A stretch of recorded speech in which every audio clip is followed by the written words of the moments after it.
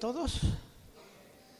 Esta mañana usted se despertó y dijo, es sábado, es tiempo de ir a la iglesia, ¿sí o no? ¿Sí? ¿Estaba feliz? Este es el día que Dios hizo para que nos alegremos. Con alegría ya le hemos cantado y también con alegría vamos a escuchar la palabra de Dios. ¿Están listos? Seguimos con nuestra serie de una iglesia modelo con la lección número 15. Hoy entramos a estudiar el mensaje a otra de las 7 iglesias del Asia Menor. Recuerden que estamos en el libro de Apocalipsis capítulo 2 y 3. Y hoy vamos a iniciar el estudio al mensaje de la iglesia a Sardis. El tema se llama entonces Sardis, la iglesia del Museo de Cera. ¿La iglesia de qué? Muy bien. Cada uno de los mensajes a las iglesias que hemos estudiado tiene el objetivo de que lo que Dios dice en ellos, lo apliquemos también nosotros a nuestra vida. Creemos que estos mensajes son para la iglesia de hoy. Muchas de lo que Jesús recalca en esos mensajes a esas iglesias es la condición en que la iglesia actual está viviendo en este tiempo. De nada sirve si nosotros solamente escuchamos y almacenamos mucho conocimiento cuando no estamos aplicando nada de lo que Dios nos dice o nos enseña a través de esos mensajes. Y poco a poco nos convertimos en llevar una vida de apariencia como iglesia y como cristianos en particular también. Quedamos solamente satisfechos de escuchar un bonito mensaje que nos confronta, pero no hacemos lo que la palabra dice. No hay gran ganancia en eso. Mensajes espectaculares escuchamos todo el tiempo, pero ¿cuántos de esos mensajes verdaderamente aplicamos a nuestra vida? Si por lo menos el 50%, 40% aplicáramos de todo lo que hemos escuchado, imagínense qué clase de cristianos pudiéramos ser. Podemos serlo, claro que sí, porque la palabra es viva y eficaz y más penetrante o cortante que toda espada de 2 filos. Yo no sé si en lo que hemos estudiado de los mensajes a las iglesias hasta hoy hemos logrado entender que el Señor establece o dice 4 cosas importantes a cada iglesia. Primero, resalta sus cualidades. Segundo, hace una exhortación muy específica. Y tercero, le hace ver sus errores. Y luego al final le da promesas para los que permanecen fieles. Entonces, estos objetivos que nosotros debemos también tomar es que debemos imitar esas cualidades en primer lugar. Segundo, también debemos recibir sus exhortaciones, porque nos está hablando a nosotros. Tercero, debemos evitar sus errores. Y cuarto, debemos tomar sus promesas. Imitar, recibir, evitar y tomar. 4 cosas muy importantes que debemos aprender de cada uno de los mensajes a estas iglesias. Jesucristo es quien conoce exactamente la condición de cada iglesia, y Él es quien conoce mejor tu condición y mi condición. Él es quien mejor conoce la condición de esta iglesia donde tú y yo adoramos al Señor. En el libro de Apocalipsis, el libro comienza diciendo la revelación de Jesucristo, porque Él tiene la revelación completa y claramente puede decir qué está bien y qué está mal en cada uno de nosotros. ¿Qué tenemos que aplicar? ¿Qué tenemos que recibir? ¿Qué tenemos que imitar y qué tenemos que tomar? Vamos al libro de Apocalipsis capítulo 3 versículo 1 y vamos a enfocarnos por esta lección el día de hoy en este versículo 1, Apocalipsis 3. Dice la palabra de Dios: escribe al ángel de la iglesia en Sardis, el que tiene los 7 espíritus de Dios y las 7 estrellas, dice esto: yo conozco tus obras, que tienes nombre de que vives y estás muerto. ¿Qué te parece el mensaje? Lee conmigo, por favor, el versículo 1. Leamos todos juntos. Dice: escribe el ángel de la iglesia en Sardis, el que tiene los 7 espíritus de Dios y las 7 estrellas, dice esto: yo conozco tus obras, que tienes nombre de que vives y estás muerto. Yo conozco tus obras, yo sé lo que tú haces, yo sé lo que te pasa, yo sé lo que sufres, yo sé, Jesús conoce plenamente todo, y por eso con toda autoridad Él puede decir a cada iglesia y a nosotros aquí que Él conoce perfectamente bien lo que está sucediendo. Nadie puede objetar, nadie puede decir estás equivocado, porque Él es el Dios que todo lo sabe. Amén. Escuchar estas palabras que le dice a esta iglesia es para temblar, porque ni le anticipa nada, simplemente le dice: tienes nombre de que vives y estás muerto. Todos o casi todos en algún momento hemos tenido la oportunidad de visitar un museo de cera, ¿sí o no? Sí, la mayoría. A ver, levanten la mano los que han ido a un museo de cera. Los que no han ido, vayan, está muy interesante, porque ahí van a ver personas que parecen que están vivas, pero están muertos. ¿Sí? Uno de los más famosos museos del mundo se encuentra en Londres. El escultor en jefe de ese museo, también muy famoso, que vigila y dirige el trabajo de todos los que ahí operan, lo entrevistó un reportero y le dice: ¿a qué le atribuye usted el éxito que tiene este museo? Él dice: el éxito se debe a que cada uno de nosotros trabajamos cada minuto, cada día, para darle a cada figura una imagen que tenga apariencia de estar con vida. Esfuerzos por tener una apariencia de tener vida, pero está muerto. Tú les puedes mirar sus ojos y parece que están mirando.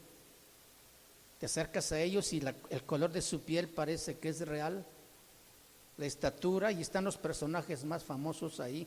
No tienen a cualquier persona, ¿verdad?, sino a los más famosos, a los más conocidos. ¿Por qué? Porque impacta o impactó su vida, su fama que tuvo, y por eso ahí tratan de preservar su imagen. La iglesia de Sardis precisamente es lo que estaba haciendo. Muchos cristianos en la actualidad están igual de esforzados para dar una apariencia de vida, pero en realidad están muertos. Yo espero aquí no hayamos o nos encontremos ninguno aquí con apariencia de tener vida, sino que estemos vivos.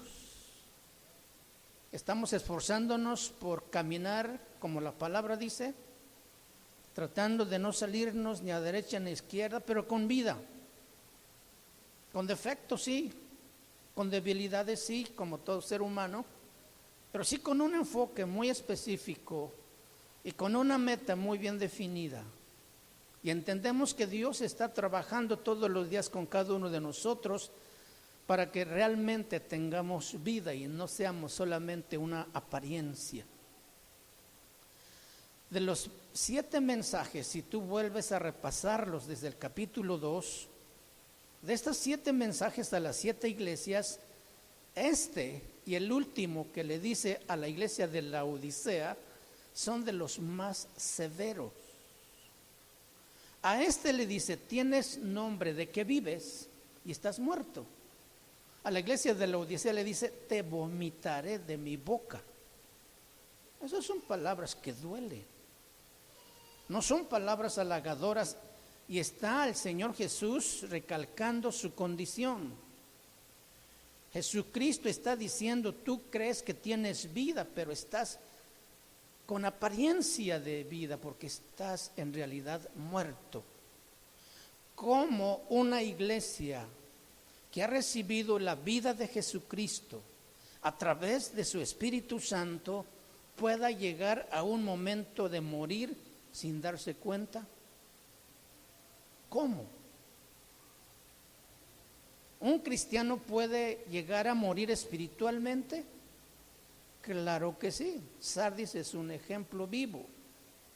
Jesús le dice, tienes nombre de que vives, pero estás muerto. La palabra sardis significa dos cosas muy importantes.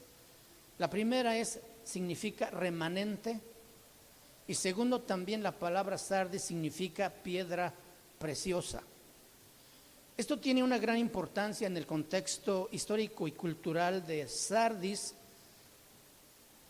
para que la iglesia se llamara Sardis, remanente o piedra preciosa, porque la ciudad de Sardis era muy conocida, muy conocida, porque allí había mucho oro. Ellos vivían al lado de un río que se llama Pactolo, donde sacaban oro, y también tenían muchas minas de oro. También era una ciudad muy conocida por tener los mejores orfebres, hombres entrenados, estudiados, capacitados para trabajar el oro. Ellos reconocían muy fácilmente lo que no era oro. Hoy actualmente fácilmente nosotros podemos ser engañados con artículos o con joyas con apariencia de oro y nos pueden engañar, pero ellos jamás serían engañados porque en eso habían trabajado toda la vida y sabían perfectamente cómo identificar lo real de lo falso. Aparte de ser una ciudad muy famosa, era también una ciudad muy peculiar porque estaba resguardada por una triple muralla. Recuerdan que en aquellos años, en la antigüedad, las ciudades se protegían por murallas que eran altas y gruesas. Había ciudades en las que las murallas eran tan anchas que 3 carretas jalados por caballos podían correr encima de esas murallas en línea. Eran anchas, pero esta ciudad tenía 3 murallas para resguardarla. Todo eso para tratar de dar mayor seguridad al pueblo. Por el mismo comercio de oro que ahí se manejaba, era una ciudad la más segura del mundo. Dentro de esa ciudad y de esa triple muralla había un grupo de personas que empezaron a reunirse y formaron una iglesia. Y esa iglesia poco a poco comenzó a crecer. Estos hermanos, a diferencia de las otras iglesias, no enfrentaban persecución como en la iglesia de Éfeso, no tenían problemas laborales como ya hemos estudiado, ni tenían que afiliarse a algún sindicato para encontrar empleo como en Tiatira. Tampoco estaban influenciados por las doctrinas falsas de Balaam, de los Nicolaitas o del mismo Jezabel. Esta iglesia tenía la peculiaridad de ser una iglesia completamente libre. Podían salir a predicar y nadie decía nada. Podían salir a evangelizar y no había ningún problema. Confiados en su gran reputación, sin enemigos visibles, gozaban de paz, pero la paz de la muerte. Tienes nombre de que vives, pero estás muerto. Cuando la iglesia se siente más segura, y esto va para nosotros, cuando la iglesia se siente más segura y más cómoda, es cuando la iglesia puede empezar a morir. Eso nos ha enseñado no solo la Biblia, sino también la historia. Una iglesia perseguida es una iglesia que se multiplica. Una iglesia libre y cómoda es una iglesia que muere. Porque nos hace confiarnos mucho de lo que hemos logrado. Nosotros hoy tenemos un ambiente social prácticamente libre, podemos salir y predicar, podemos reunirnos para adorar a Dios como lo hemos hecho hace un momento, podemos volvernos solo una apariencia, adoración, servicio, hablar de Cristo. Estamos en una situación muy parecida a la iglesia de Sardis, una iglesia muerta. Y esta debe ser nuestra advertencia. Versículo 1, capítulo 3. Escribe el ángel de la iglesia en Sardis, el que tiene los 7 espíritus de Dios y las 7 estrellas, dice esto. Esta es una carta de presentación. Básicamente está diciendo que Él tiene el control sobre las cosas que están bajo su autoridad, bajo su gobierno. Los espíritus de Dios que ahí menciona y las 7 estrellas, sabemos por acá por Apocalipsis capítulo 1 versículo 20 que las estrellas son los pastores de estas iglesias a las que es enviada este mensaje. ¿Qué son los 7 espíritus?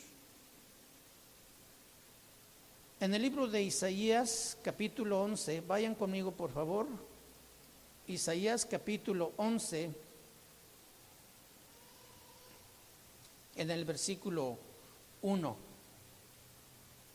dice: saldrá una vara del tronco de Isaí y un vástago retoñará de sus raíces. ¿De quién está hablando aquí el Señor? A través del profeta Isaías, de Jesús, el Mesías. Y reposará sobre él el espíritu de Jehová, número 1, espíritu de sabiduría, número 2, espíritu de inteligencia, número 3, espíritu de consejo, número 4, y de poder, número 5, espíritu de conocimiento, número 6, y de temor de Jehová. 7 espíritus de Jehová que hablan de la perfección, que hablan de la unidad y que hablan de los atributos más grandes de Jesucristo, que muestran que Él es igual que Dios. Volviendo al versículo 1 de Apocalipsis 3, dice: yo conozco tus obras, que tienes nombre de que vives y estás muerto. Esta frase de que tienes nombre de que vives y estás muerto es una forma irónica a la que Jesucristo estaba enfrentando a la iglesia de Sardis. Jesús toma algo de lo que la iglesia se siente orgullosa y lo usa para avergonzarlos. Y una forma de avergonzar no solamente a la iglesia, sino a toda la ciudad. Es decir, lo que tú tienes es solamente apariencia. No es real, sino que detrás de eso, dentro de eso está verdaderamente la realidad, y es muerte. Y es importante porque Sardis, al comerciar con oro, ellos eran totalmente expertos en reconocer las apariencias. Y cuando Jesús está diciendo, es como decirles: ¿cómo es posible que tú seas experto en reconocer la apariencia de los metales y no puedas darte cuenta de que tu vida es solo una apariencia? Eso duele. Cuando la iglesia es muy capaz con las cosas insignificantes pero es incapaz en las cosas más importantes. ¿Cuántos de nosotros estaremos cometiendo el mismo pecado? De ser diligentes en lo menos importante y en lo más importante no tomarlo en cuenta o ser torpes. Ejemplo, un taxista. ¿Hay taxistas aquí? Bueno, qué bueno. Digo, no hay problema. Un ejemplo nada más. Un taxista es hábil para mover un montón de fierro en 4 llantas. Es hábil para manejar, para andar en la ciudad, para estacionarse, pero no tiene y no sabe dirigir su propia vida. Si le decimos eso a un taxista, de seguro le va a doler. Un albañil, experto en construcción de paredes rectas y derechitas y a plomo, ¿sí? Bien afirmados, pero sin embargo no puede afirmar o edificar su casa, su hogar, su familia. Eso duele. Un abogado a quien se le contrata para hacer justicia, pero sin embargo él mismo no es justo ni con él mismo ni con Dios. Un empleado que maneja una gran máquina y puede controlarla, pero no puede controlar a sus hijos o a su esposa. Eso duele. Por eso Jesús está diciendo, tienes apariencia de que vives, pero estás muerto. Eres hábil para reconocer lo real, pero lo falso no lo puedes ver. Tienes nombre de que vives. Tienes nombre o fama. Como el refrán que dice, crea fama y échate a dormir. Es decir, ten una reputación y luego haz nada. Todos te van a recordar por flojo, por honrado, por borracho, por violento, por ordenado, disciplinado, por puntual. La gente te va a reconocer por esa fama que te has forjado. La fama que tenía Sardis era que tenía vida. Si alguien preguntaba por la iglesia de Sardis, la gente diría, oh, en Sardis los hermanos cantan, gritan, salen a evangelizar, predican, oran. Pero Jesucristo dice, todo eso es solo apariencia. Detrás de ese telón, detrás de esa reja, ahí hay muerte. Aquí Jesucristo está considerando el mismo nivel de importancia, no solo lo que es la apariencia externa, sino también la interna, del espíritu. Para la gente la apariencia, la fama es algo muy importante. Todos nosotros antes de venir aquí cuidamos nuestra apariencia, ¿verdad? No nos vinimos así como nos levantamos después de aquella siesta, todos despeinados, desarreglados, nos bañamos, nos peinamos, lavamos los dientes, porque sabíamos que íbamos a sentarnos al lado de algún hermano y pues voy a reflejar la apariencia que yo tengo. Queremos impresionar, ¿sí? O por lo menos que no diga cosas malas de mí, el hermano. Cuando bien peinado, bien arreglado. Bueno, nos importa lo externo, pero consideramos igual importancia el interno en nuestra vida diaria. En la iglesia pasamos a lo mejor 1:30 el jueves, a lo mejor 2 horas el sábado, pero el resto de los días de la semana y horas de la semana lo pasamos en el trabajo, en la casa, en el mercado, en la tienda, en las compras, en los viajes. Y precisamente allí es donde mayormente Dios mira nuestra apariencia. Porque allí es donde realmente nos mostramos quiénes somos. Aquí llegamos con una sonrisa de oreja a oreja, saludando a todo mundo, presentándonos como los hermanos más cariñosos y afectivos. Pero en la casa así seremos con nuestra familia, con nuestra esposa, con nuestros hijos. Atendemos a la hermana aquí, le damos el mejor lugar. Somos igual de atentos en nuestro hogar. ¿O somos simplemente pura apariencia también, como la iglesia de Sardis? Hay cristianos que viven su fe solamente dentro de estas 4 paredes y fuera de ellas son otras personas. Para la gente, la apariencia y la fama es algo muy importante. Y la iglesia de Sardis nos da un ejemplo de que ni se daba cuenta que estaba muerta.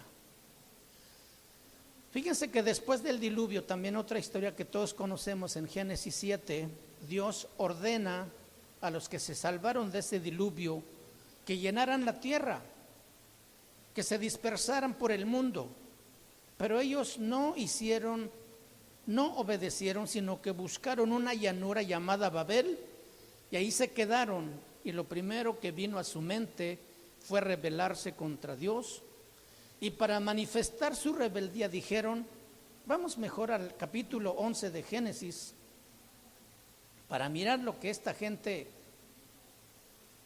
toda esa población mundial que eran escasamente 8, que se habían salvado del diluvio. Ahí en el libro de Génesis capítulo 7, versículo 11, capítulo 11, versículo, déjeme encontrar, 4. Y dijeron, vamos, edifiquémonos una ciudad y una torre, cuya cúspide llegue al cielo. ¿Y qué dice su Biblia? Y hagámonos un nombre. Hagámonos un nombre, por si fuéramos esparcidos sobre la faz de toda la tierra. Y descendió Jehová para ver la ciudad y la torre que edificaban los hijos de los hombres. Y dijo Jehová, he aquí el pueblo es uno. Y así debe ser el pueblo, uno. Pero no para esto que estaba haciendo ese pueblo. He aquí el pueblo es uno y todos estos tienen un solo lenguaje y han comenzado la obra y nada les hará desistir ahora de lo que han pensado hacer. Ahora pues, descendamos y confundamos ahí su lengua para que ninguno entienda el habla de su compañero. Ahora ya sé dónde viene mi lenguaje. La lengua que yo hablo, la que usted habla, viene desde ahí.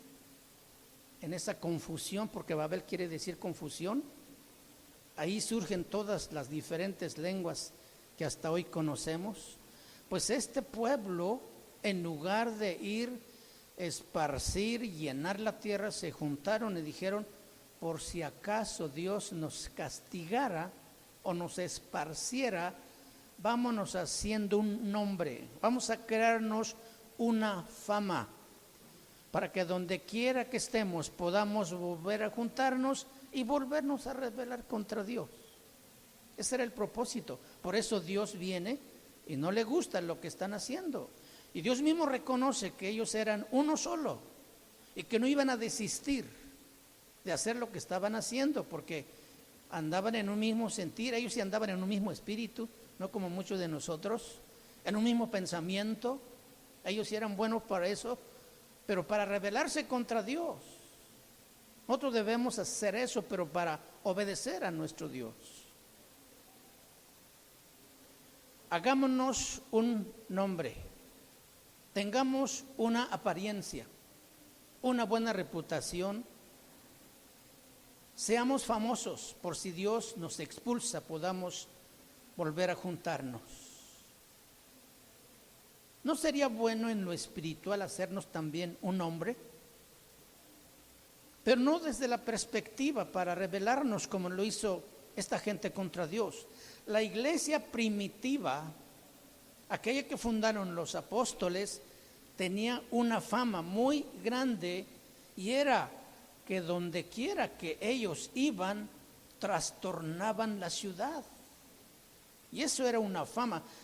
El libro de Hechos capítulo 17 versículo 6 dice, pero no hallándolos trajeron a Jasón y a algunos hermanos ante las autoridades de la ciudad y gritando, estos que trastornan el mundo entero también han venido acá. Esa era la fama que tenía la iglesia primitiva. Donde quiera que iban, trastornaban al mundo entero. ¿Cómo? ¿Hacían revueltas? ¿Hacían guerrilla? No, predicaban el evangelio. Y el evangelio transformaba a los hombres. Muchos dejaban sus comercios ilícitos, muchos se dejaban su vida de pecado y por eso trastornaban el mundo. Esa era la fama que la iglesia primitiva se había hecho. ¿Cuál es la fama de la iglesia actual, hermanos? ¿Cuál es la fama de los líderes hoy? Tienen fama de ladrones y de que no trabajan. Es un pastor, sí, no trabaja y roba a la iglesia, le roba a los hermanos. Esa es la fama hoy. Nos parecemos a Sardis. La iglesia de Sardis consideró que su fama era más importante que cualquier otra cosa. Era más importante que aún la fama de Dios, porque también Dios tiene una fama. Al hacernos sus hijos, nos ha convertido en embajadores de un reino celestial. Nosotros somos sus representantes aquí en la tierra y la gente puede conocer la fama de Dios a través de sus hijos, a través de nosotros. Por lo que ellos ven en nosotros. Por eso es importante que tengamos una buena apariencia, pero equilibrado también con la apariencia interna, no solamente la externa. Fíjense cómo dice Proverbios capítulo 22, en el versículo 1.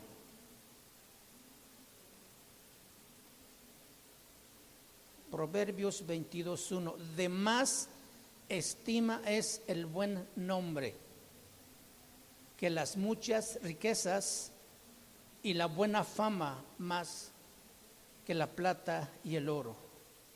Es bueno tener una buena apariencia, tener una buena fama como cristianos, como iglesia, como hijos de Dios. La iglesia de Sardis estaba tan empeñada en dar una buena apariencia que descuidó su corazón y su corazón estaba muerto. Volviendo a nuestro pasaje, ahora en el versículo 2 de Apocalipsis 3 dice: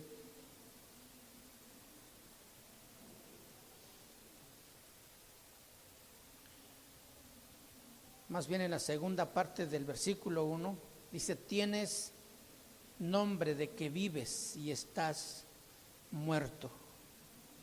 La palabra muerto tiene dos significados muy importantes.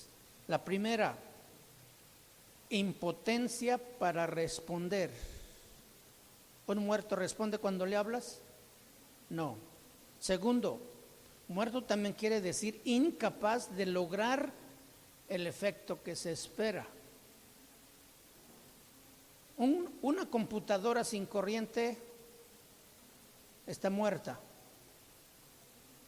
Un carro sin corriente está muerta, porque no se logra el efecto deseado, porque es incapaz de responder. Habla de una impotencia para responder al estímulo. Un gatito muerto que quedó como tortilla en la calle porque lo atropellaron. Tú llegas y gatito, levántate, te traje comida.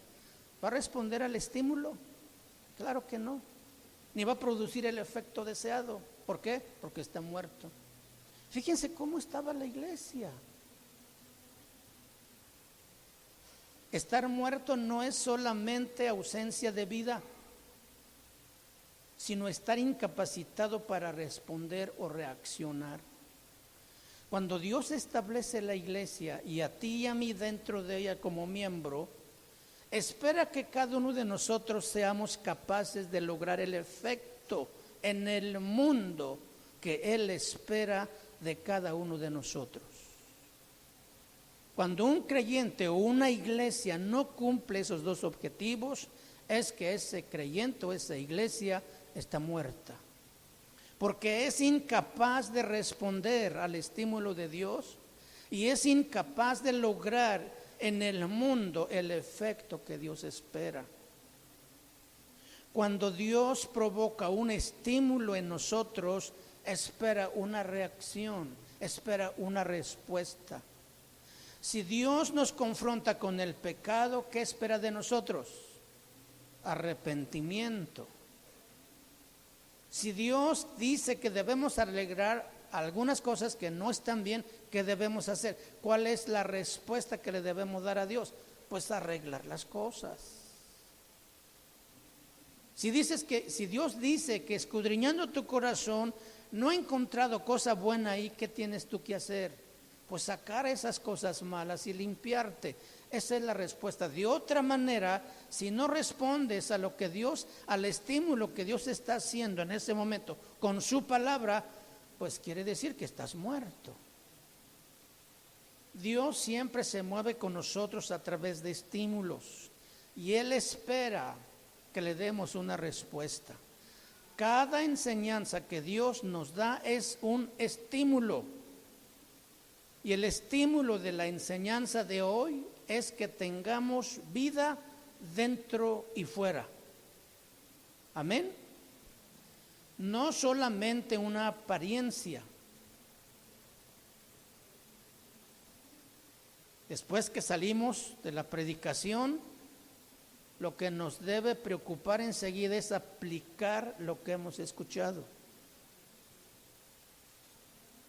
Lo único que va a afectar nuestra vida no es lo que escuchamos, sino lo que hacemos con esas verdades que Dios nos está hablando.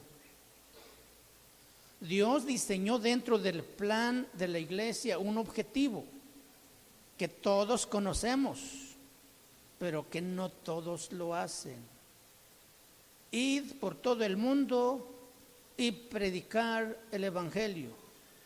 Ok, venimos a la iglesia, lo adoramos porque Dios también nos ha salvado para adorarle y para servirle. Pero dentro de ese servicio del que nosotros debemos participar es la tarea de llevar el evangelio.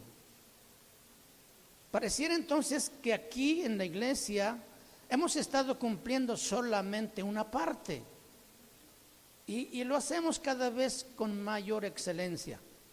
Porque le cantamos, se oye hermoso cuando usted canta a Dios. Cuando la iglesia, cuando el coro dirige, cuando tocan los instrumentos, motiva el corazón que ha venido agradecido a adorar al Señor.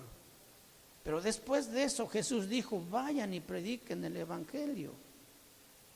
Y esa es la segunda parte que no todos han cumplido. Si no somos capaces de responder y dar una respuesta a Dios o de cumplir con el objetivo deseado que Dios espera de nosotros, entonces tenemos una apariencia solamente. ¿Qué debemos hacer? Aparte de adorar, ¿qué debemos hacer? Predicar el evangelio, llevar el mensaje de salvación que nos ha traído vida. Compartir la bendición que Dios nos ha dado a través de la redención y perdón de nuestros pecados. Con la familia, con el vecino, con el compañero. Todos los días nos topamos con gente que está perdida, que no tiene luz de Dios y debemos compartir con ellos. Esto es lo que Dios espera de nosotros. Si no estamos haciendo, estamos frente a un cristiano o frente a una iglesia muerta. Piensa cómo está tu vida. ¿Cuántos tienen vida de Dios aquí? Amén. ¿Y los demás qué? A ver, levanten la mano los que saben que tienen vida de Dios. Estamos vivos entonces, ¿sí? ¿Cómo saber que tengo vida de Dios? Primero, porque respondo a su estímulo. O sea, le doy a Dios una respuesta. Y segundo, porque proclamo el evangelio de Jesucristo. Porque obedezco sus mandamientos. Si fallamos en una de esas dos, Jesucristo nos dice, tienes nombre de que vives, pero estás muerto. El problema nuestro es que hemos reducido la vida cristiana a lo que sucede o hacemos dentro de estas cuatro paredes. Dentro aquí todos nos encandilamos con la santidad tremenda que tenemos cada uno. Pero ¿dónde se necesita esa luz? En la oscuridad. ¿Y la oscuridad en dónde está? Aquí no está la oscuridad, ¿verdad? Claro que no. La oscuridad está allá afuera y ahí es donde necesitamos llevar esa luz. Allí es donde tú necesitas brillar, donde tú necesitas ser testimonio y ejemplo. Cuando venimos, alabamos a Dios, lloramos, levantamos las manos. Pero, ¿qué tal cuando allá afuera escuchas música del mundo? Llegando a tu casa, no alabas a Dios. Y de hecho, le alabas solamente cuando vienes a la iglesia. Y a veces cuando vienes a la iglesia y el hermano Frank está cantando un canto que ya hace 10 años que lo canta, dice, no, ese canto ya me lo sé, ya no me gusta, el hermano debería de cambiar los cantos, ya está antiguo, anticuado. Oye, ¿quién te dijo que la alabanza es para ti? ¿Quién te dijo que es a ti a quien alabamos? Y aunque aquí se predicara 1000 veces San Juan 3:16, que te lo sabes al derecho y al revés, es porque algo más tienes que aprender. Y nunca debemos menospreciar la palabra ni la adoración que le damos a Dios, porque se la damos a Dios. Nadie más es digno de recibir adoración aquí. No seamos solamente una apariencia. Lo que hacemos dentro de la iglesia no es la totalidad de nuestra vida cristiana. Lo que hacemos dentro de la iglesia es la mínima parte, la parte más pequeña. Cuando Dios mira tu vida, cuando Él viene a mirar tu fe, tu adoración, tu amor, tu pasión, tu obediencia, Él lo mira allá afuera, donde pasa la mayor parte de tu vida. Allá metido en tu trabajo, donde estás en ese ambiente que a veces es tan hostil, Él está mirando cómo tú reaccionas y respondes a esa influencia. Y si realmente estás brillando como luz o te estás confundiendo con las tinieblas. Es ahí donde realmente Dios quiere ver nuestra realidad. Aquí dentro todos somos muy buenos cristianos, somos creyentes, pero fuera es donde realmente se ve si de veras somos o no somos cristianos.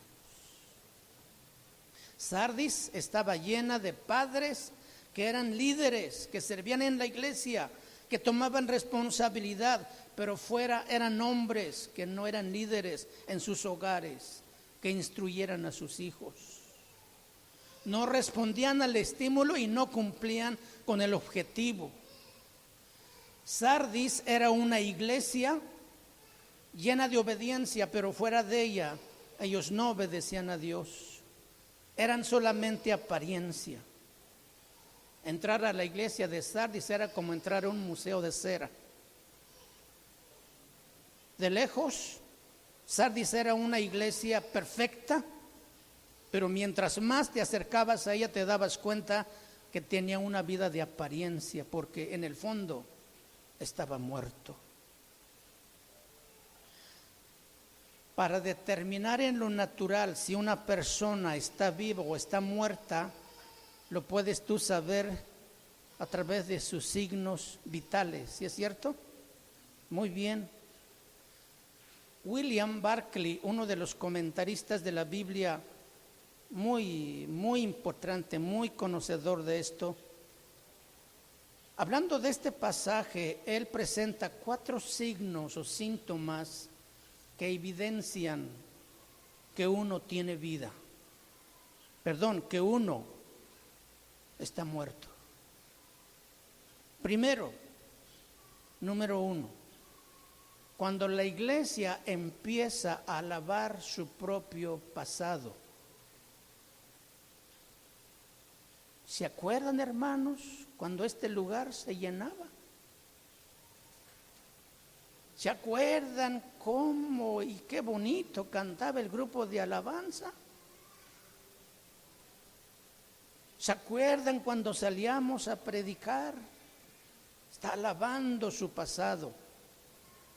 Ese es un signo vital que está casi muriendo. La familia dice, ¿se acuerdan cuando nos reuníamos en la casa, cuando leíamos juntos la Biblia? Papá, cuando orábamos, qué bonito tiempo pasábamos. Está alabando su pasado. Cuando leíamos la Biblia, cuando hacíamos cosas, sí, que ya pasaron. Ya no hay pulso ahí. Número 2. Cuando la iglesia o cuando tú te preocupas más por tus sistemas y formas que por tu amor a Dios.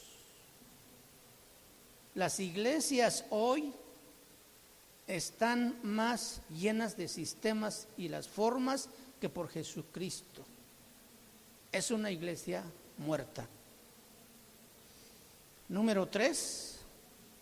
Cuando nuestro interés por lo que tenemos que hacer desaparece y nuestro interés por lo que no tenemos que hacer aumenta.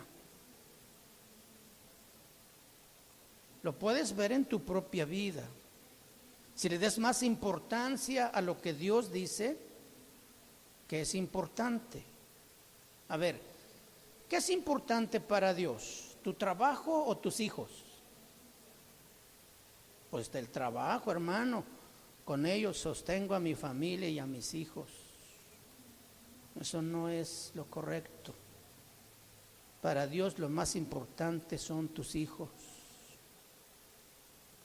¿Con cuánta facilidad tú tomas las horas extras los más posibles?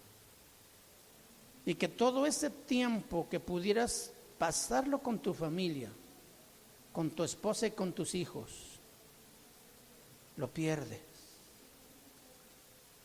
Hay mucha queja de hermanas de que sus esposos no los atienden porque se la pasan trabaje y trabaje. Se van tan temprano que sus hijos todavía no se levantan y llegan tanta noche que sus hijos ya están dormidos. ¿Qué familia puede tener vida si el líder de la casa no está presente? Esto no quiere decir que renuncies a tu trabajo, pero mantén un equilibrio, porque tus hijos son importantes. ¿Quién es más importante, hermanos? ¿Tu esposa o tus hijos? Tu esposa, porque tu esposa fue que primero te dio el Señor, después llegaron los hijos. Pero si tú con tu ejemplo, si tú con tus prácticas le das más importancia a tus hijos, tus signos vitales dice que estás muerto. Si consideras que la diversión es más importante, no estás muriendo, estás muerto. No estás grave, estás muerto. Cuando comenzamos a sustituir la enseñanza por el entretenimiento, o cuando sustituyes la palabra, la Biblia, por un libro que alguien escribió y prefieres leer más que estudiar la Biblia, cuando sustituyes la adoración y la alabanza y simplemente le cambias la letra a ese canto de la puerta negra, ahí estás adulterando la palabra.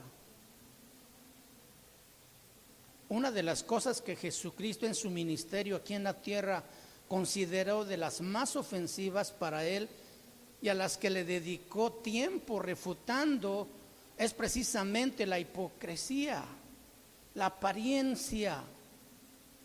En el capítulo 23, vamos allí, capítulo 23 del Evangelio de Mateo, Jesús confronta a los fariseos y a los escribas. Jesucristo usa todo este capítulo para hablar de la hipocresía de los escribas y de los fariseos, que solamente tenían apariencia de vida, pero que en realidad estaban muertos. Versículo 1 dice: entonces habló Jesús a la gente y a sus discípulos diciendo: en la cátedra de Moisés se sientan los escribas y fariseos. Cátedra aquí era una silla desde donde se enseñaba a la gente, ¿sí? Versículo 4 dice, a ver, vamos a mejor leer el 2. En la cátedra de Moisés se sientan los escribas y los fariseos, así que todo lo que os digan que guardéis, guardadlo y hacedlo, mas no hagáis conforme a sus obras, porque dicen y no hacen. O sea, lo que te enseñan, apréndetelo y aplícalo, pero no como lo hacen ellos. ¿Por qué? Porque ellos dicen, pero no hacen. Versículo 4, porque atan cargas pesadas y difíciles de llevar y las ponen sobre los hombros de los hombres, pero ellos ni con un dedo quieren moverlas, ni con un dedo quieren moverlas. Tremendo, ¿verdad? Apariencia. Versículo 4, versículo 5, antes hacen todas sus obras, ¿para qué? Para ser vistos de los hombres, o sea, para una apariencia. Pues ensanchan sus filacterias y extienden sus flecos de sus mantos. Pues ensanchan sus filacterias. La filacteria era una cajita de cuero que se amarraban en la frente, donde guardaban pasajes de la Biblia. Pero los fariseos los hacían más grandes para ser vistos de los hombres. Imagínate con una caja de zapato aquí amarrado en la frente. Deuteronomios capítulo 6. Vayamos ahí. Deuteronomios capítulo 6. Aquí Jesús, Dios, está instruyendo a su pueblo, diciendo cómo ellos debían de guardar los mandamientos. Y ahí dice, llamarás a Jehová tu Dios, versículo 5, llamarás a Jehová tu Dios de todo tu corazón y de toda tu alma y con todas tus fuerzas. Y estas palabras que yo te mando hoy estarán sobre ¿dónde? ¿Y qué aparentaban los fariseos? Pues que lo tenían aquí en la frente. Cuando Dios está diciendo, las guardarás en tu corazón, ¿sí? Y las repetirás a tus hijos y hablarás de ellas estando en tu casa y andando por el camino y al acostarte y cuando te levantes. Y las atarás, y aquí es donde ellos tomaron literalmente eso y dicen, y las atarás como una señal en tu mano y estarán como frontales entre tus ojos. Ellos tomaban esto y estarán como frontales entre tus ojos. Dios estaba diciendo, amárrate una caja de zapatos en la frente. ¿O qué es lo que estaba diciéndole Dios a su pueblo? Ellos, para hacerlo más evidente a toda la gente y para que lo vieran y dijeran, híjole, estos sí son muy espirituales, era solamente para una apariencia. Porque lo que Dios les está diciendo es, tennos presentes en la mente y en tu corazón, ¿verdad? Y Jesús está diciendo, ensanchan sus filacterias para aparentar muy conocedores. Bueno, de la ley eran muy conocedores, pero el problema es que no aplicaban eso que ellos conocían. Y eso es lo que resulta en una simple apariencia, ¿sí? Volvemos a Mateo 23, donde estábamos. En el versículo 5 dice, antes hacen todas sus obras para ser vistos de los hombres, pues ensanchan sus filacterias y extienden los flecos de sus mantos. extienden los flecos de sus mantos. O sea, los hacían más largos. Cuando Dios iba a sacar a su pueblo de Egipto, le dijo: en el manto que tú uses cuando vayas a salir, vas a ponerle en su borde un cordón de hilo azul, y cada vez que ese cordón se mueve te vas a acordar, o será un recordatorio de que debes obedecer la voz de Dios. Entonces los fariseos, al hacerlo más evidentes, hacían esos flecos y mechones más grandes para ser vistos por los hombres. Hipocresía y apariencia. Cristianos con Biblias cada vez más grandes. Se ensanchan sus filacterias. ¿Para qué? Para ser vistos de los hombres. ¿Leerán la Biblia en su casa? ¿Cómo le harán? Tendrán un púlpito a lo mejor como este para poder, o lo ponen debajo de su almohada para que por la noche sueñen la presencia de Dios. Filacterias, apariencias, muerte.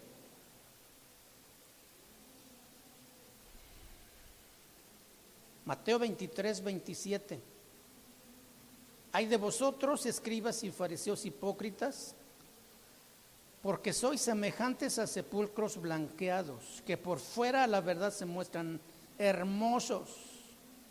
¿Tú has ido o has visto en la televisión cómo se ponen los sepulcros en el Día de Muertos? ¿Sí? Adornados, arreglados. Pero ¿qué hay adentro? Huesos de muertos. Jesús está diciendo así a los fariseos. Si realmente se ven aparentemente como que tienen vida, pero están muertos.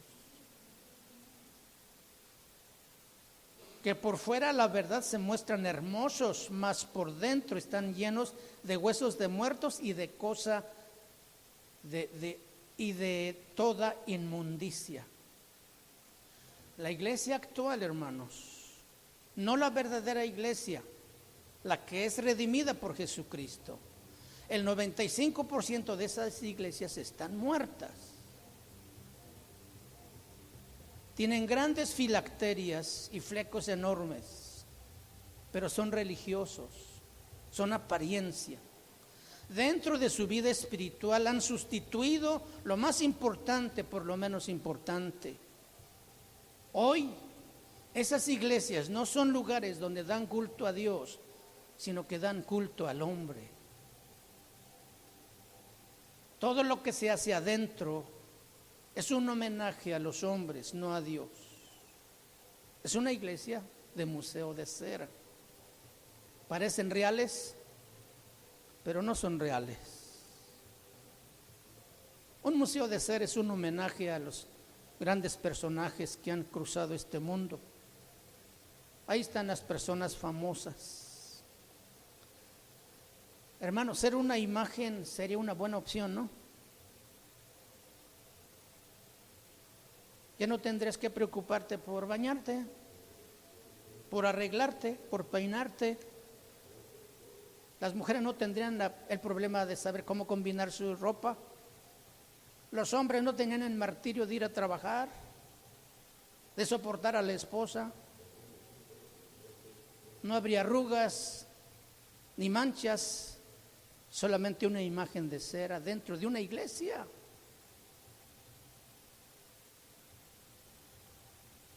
Debemos de vivir y morir para Cristo Jesús. Eso es lo único que nos puede dar vida. La iglesia de Sardis estaba muerta, pero hay una alternativa todavía. Jesucristo envió esta carta a la iglesia para que cambiara y le da las condiciones que debe hacer.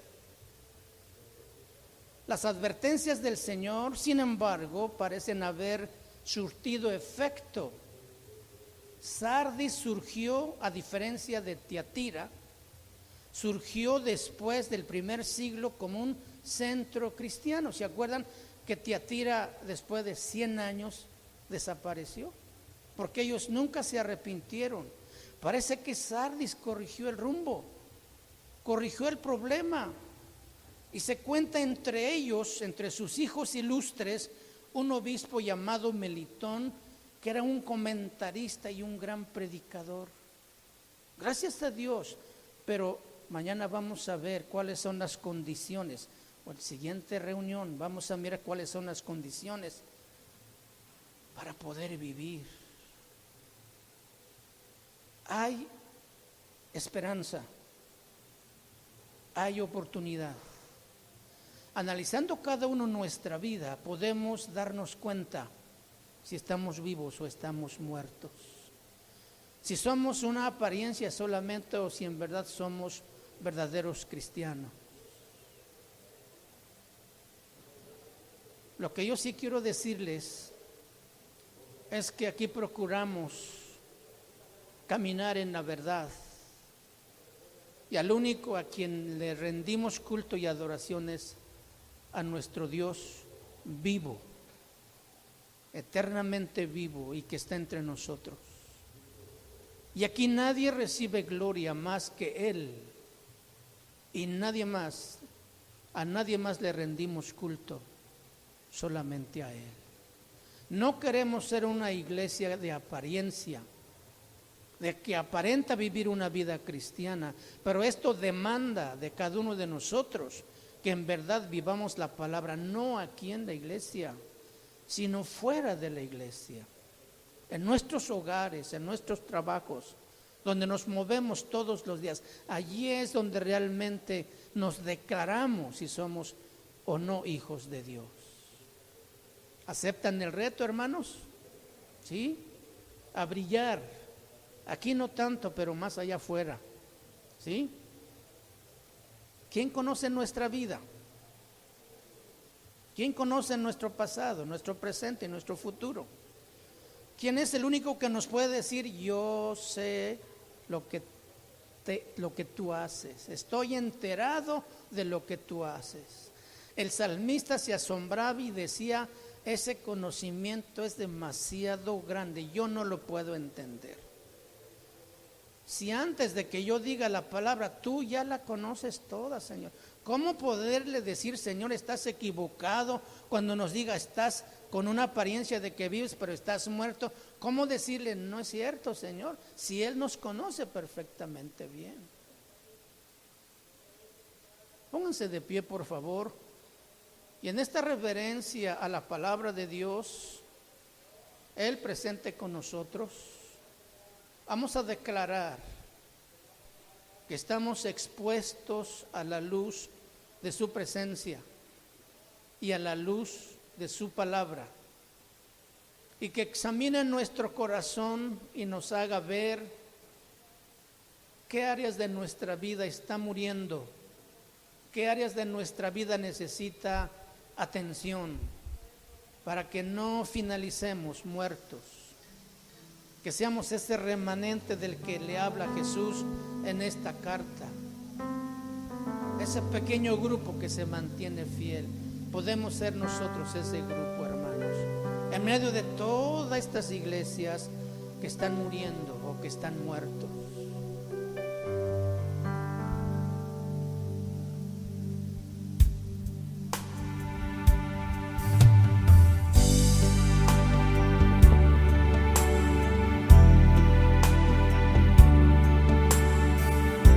Temor de ti, Señor, pues nos da alegría, Señor, que conozcas todas las cosas.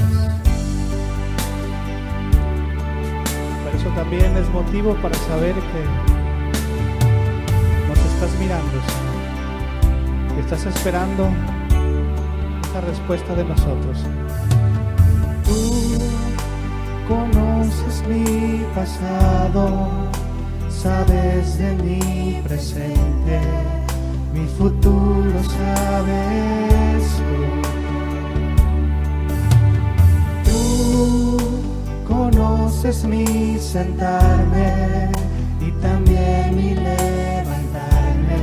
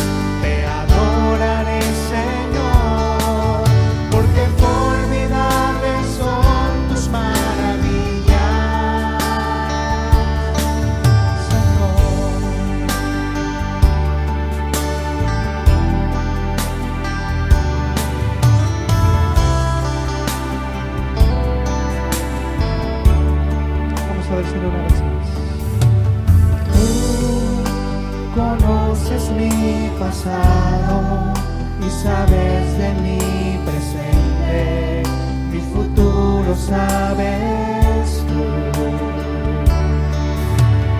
Tú conoces mi sentarme, también mi levantarme, y lo que pienso sabes tú. Y tú conoces mi pasado, sabes de mi presente, mi futuro sabes tú, Señor. Tú conoces mi sentarme, también mi levantarme, lo que pienso sabes tú. Tú escudriñas mi andar, en mi reposo estás tú, pues aún no digo nada y todo ya lo sabes tú, Señor. Y tal conocimiento es demasiado para mí, y es tan alto que no lo puedo entender. Y te alabaré y te adoraré, Señor, porque formidables son tus maravillas. Y tal conocimiento es demasiado para mí, y es tan alto que no lo puedo entender. Y te alabaré y te adoraré, Señor, porque formidables son tus maravillas, porque formidables son tus maravillas, Señor, porque formidables son tus maravillas.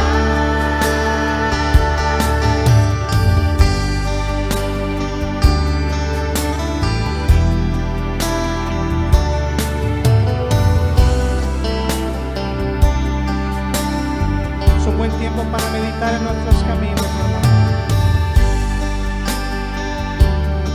Si hoy escucha su voz, dice su palabra, atienda al Señor antes de que sea tarde, mi hermano. Tú escudriñas mi andar, en mi reposo estás tú, pues aún no digo nada y todo ya lo sabes tú, Señor. Vamos, dígalo con su voz. Tal conocimiento Es demasiado para mí, es tan alto que no lo puedo entender. Te alabaré, te adoraré, Señor, porque formidables son tus maravillas.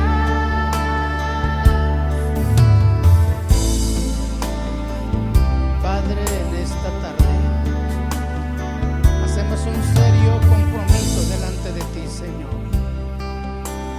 Entendiendo tu palabra y este mensaje que hoy nos has dado, queremos pedirte, Padre, que nos ayudes a no ser una iglesia de apariencia que aparenta tener vida, sino que vive, Señor, y que tú reinas en este lugar. Sabemos que este mundo, Señor, nos estorba, nos quiere impedir brillar. El pecado nos ensucia y tenemos una lucha continua contra las fuerzas del mal. Pero tu iglesia prevalece, Señor. El cristiano que se afirma en tu verdad se mantiene firme, Padre. Ayúdanos Ayúdanos, Dios, a cada uno mirar nuestro corazón, tratando de mirar lo más profundo, Señor, y atender tu llamado, Señor, a ese estímulo de tu palabra para darte una respuesta adecuada, Padre.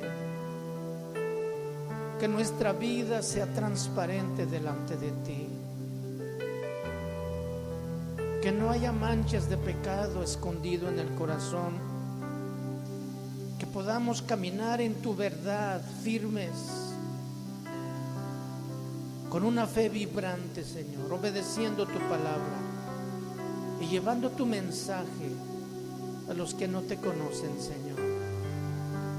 Ayúdanos a ser un pueblo, una iglesia viva, una iglesia que sabe escuchar tu voz y que atiende tu consejo, que vive tu palabra, que aplica las verdades a nuestras vidas, Señor.